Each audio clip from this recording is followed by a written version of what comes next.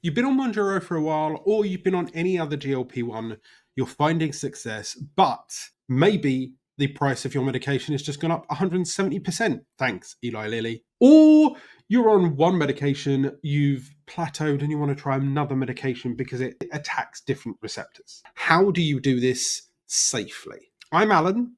I've been losing it here on this channel for the last 7 or 8 months. I've lost 4 stone with Monjaro since January 2025. And I publish videos on here to help people going through their GLP-1 weight loss journey. As I learn things, I like to teach them to you. So if that sounds good, hit subscribe, join the community, and lose it with me. Okay, let's say you're one of those people that might be affected by the recent price rise from Eli Lilly in the UK, where they're jumping prices 170%. You're on Monjaro and you're okay spending £150, maybe £200 per month, but when it jumps to $330 a month, that's a bit too far out your budget.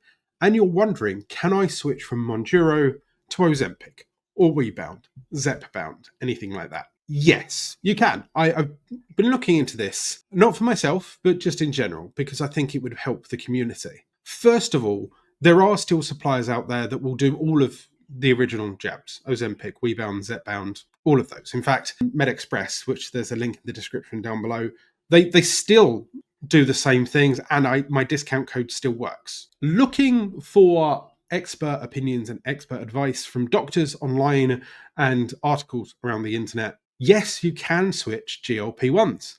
And no, you don't need to step down from whatever high dose you were on Monjaro or Ozempic. All you do is you switch and you step up on the new medication. You don't have to step down from the old medication.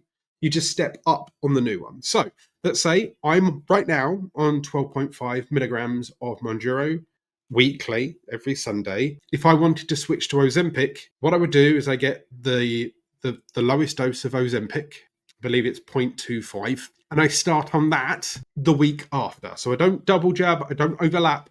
I take my last jab of Monjaro on this Sunday, I wait a week, and then I take the first jab of Ozempic on this week. The reason for this is that you may have adjusted to Monjaro. Monjaro also interacts with 2 peptides, one which is a GLP-1, which helps with satiety, so makes you feel full. And it also hits a GIP receptor that helps with blood sugar levels, insulin reaction, that kind of thing. They also kind of attack different receptors.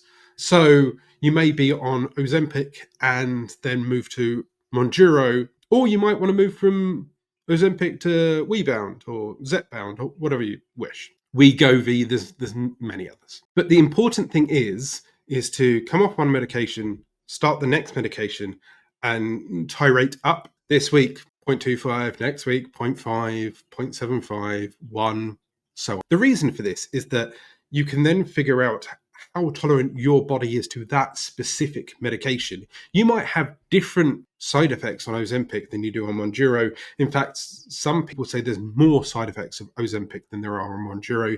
Is that because it's one sole peptide focusing on that thing really hard compared to Monjaro where there's 2, so they kind of balance themselves out? Maybe. It could solely be down to personal body. Like, for example, on the medication that I am for my mental health, my happy pills, I happen to be on one when I was on something previous that didn't have a desired effect. So, can you switch? Yes. Is it safe? Yes. Should you overlap? No. Should you tirate down? Don't need to. Should you tirate up? Yes. Could it work? Yes. In fact, because it's a different medication, it might affect a different way and it might break you out of that plateau. Alternatively, if you want to save a bit of money and that's why you're trying to switch, but you still want to stay on the original medication, what I'm going to do very soon is a video on how you can buy the latest top pen, so say 15 milligrams, but then you count the clicks in the pen so you're microdosing what you need. That way you get a 15 milligram pen, you click it say 10 times, that's then 2.5 milligrams, and then you jab. That way that pen lasts longer, it's cheaper, but you're still getting the medication that you need. Hit subscribe so you don't miss that video. I'm Alan, I'm losing it. Are you?